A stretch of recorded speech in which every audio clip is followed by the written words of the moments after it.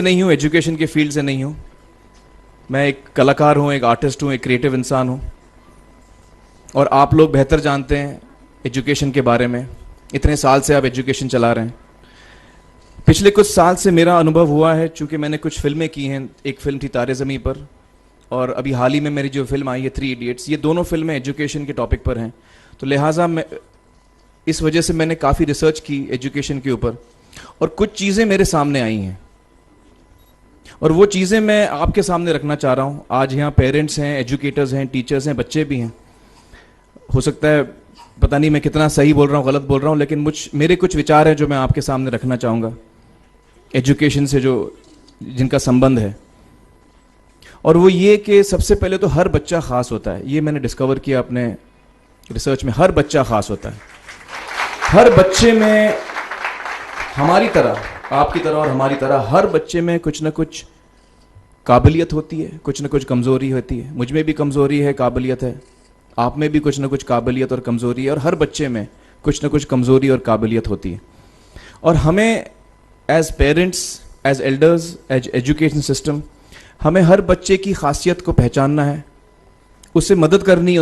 उसकी क्या खासियत है, उसका क्या दिल चाहता है, उसे किस चीज़ में खुशी मिलती है, वो हमें उसको हेल्प करना है कि हम उसको वो ढूंढ सके, और उसमें हमें सपोर्ट करना है। और जो उसकी कमज़ोरी है उसमें हमें उसको सपोर्ट करना है। मुझे अक्सर एजुकेशन इंस्टीट्यूट्स मुझे बोलते हैं कि हम हमारे स्कूल में सारे बच्चे पास होते हैं, हमारे स्कूल में सारे बच्चे फर्स्ट आते हैं, या हम जो बोर्ड एग्ज़ाम है उसमें हमारे सारे बच्चे पास होते हैं। मुझे एक सवाल पूछना है कि हमारे कितने बच्चे खुश हैं? सबसे बड़ा सवाल मेरा ये है, how many of our children are happy? और वो जो हैप्पीनेस कोशेंट है ना, वो मेरे लिए सबसे अहम है। क्योंकि देखिए, पढ़ाई लिखाई तो हम सीख ही लेते हैं। जब मुझे कोई चीज़ सीखनी होती है तो मैं कुछ ना कुछ करके सीख ही लेता हूँ। हमारी फिल्म 3 इडियट्स जब रिलीज़ होने वाली थी, रिलीज़ से पहले हमने कई स्क्रीनिंग्स रखे थे, टेस्ट स्क्रीनिंग जिसको हम कहते हैं, जिसमें कि हम ऑडियंस, जैसे आप लोग हैं, उनको बुलाते हैं, फिल्म दिखाते हैं, उनसे पूछते हैं कि फ़िल्म कैसी लगी। ऐसे एक टेस्ट स्क्रीनिंग हमने किया था।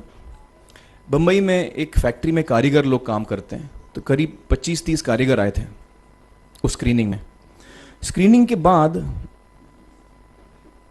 उनका एक कारीगर था, उसने मुझसे एक सवाल पूछा। उसने मुझसे ये पूछा, आप लोगों ने फिल्म देखी है 3 इडियट्स? उसने मुझे एक सवाल पूछा जो बहुत कमाल का सवाल था। उसने मुझे ये सवाल पूछा कि सर, पिक्चर के अंत में हमें पता लगता है कि आप तो रणछोड़ दास थे ही नहीं, रैंचो तो थे ही नहीं आप, तो सर्टिफिकेट तो आपको मिला नहीं, वो तो जावेद जाफरी को मिल गया। तो आप इतने बड़े साइंटिस्ट कैसे बन गए? इतने बड़े पेटेंट्स, 400 पेटेंट्स, जापानी लोग आपके पीछे पड़े हैं, तो आपको सर्टिफिकेट तो मिला नहीं, तो आप इतने बड़े साइंटिस्ट कैसे बन गए? बहुत ही अहम सवाल है ये, बहुत ही इंपॉर्टेंट सवाल है।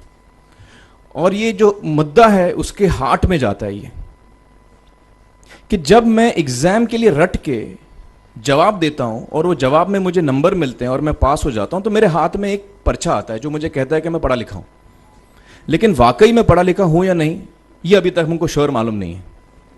लेकिन जब आप नॉलेज चाहते हैं कि आपको मिले, विद्या मिले आपको, तो फिर वो कागज का मायने कुछ होता नहीं है। तो मैंने उसको जवाब में 2 सवाल पूछे। मैंने बोला उसको कि भैया, आपको क्या लगता है मैं अच्छा एक्टर हूं? उसने बोला हाँ, देश भर में आप सब लोग मानते हैं आपको, आप अच्छे एक्टर हैं। मैंने उससे कहा कि भैया, मेरे पास कोई सर्टिफिकेट नहीं है जो कहता है कि मैं अच्छा एक्टर हूं। मेरे पास कोई कागज नहीं है जो मुझे बोलता है कि मैं अच्छा एक्टर हूं।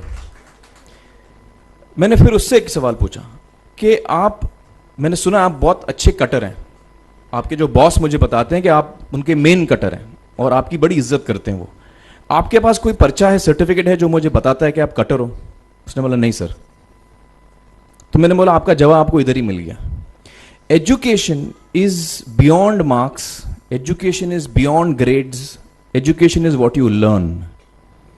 और मेरी इच्छा है कि हिंदुस्तान में हम एजुकेशन को इस नजरिए से देखें कि हम अपने बच्चों को वाकई शिक्षा दें। और शिक्षा हम खुशी से दें, क्योंकि शिक्षा में सिर्फ ज्ञान नहीं होता, शिक्षा में एक और चीज़ मिली हुई होती है, वो ये है कि हम अपने बच्चों को डेवलप करते हैं एज ह्यूमन बींग्स।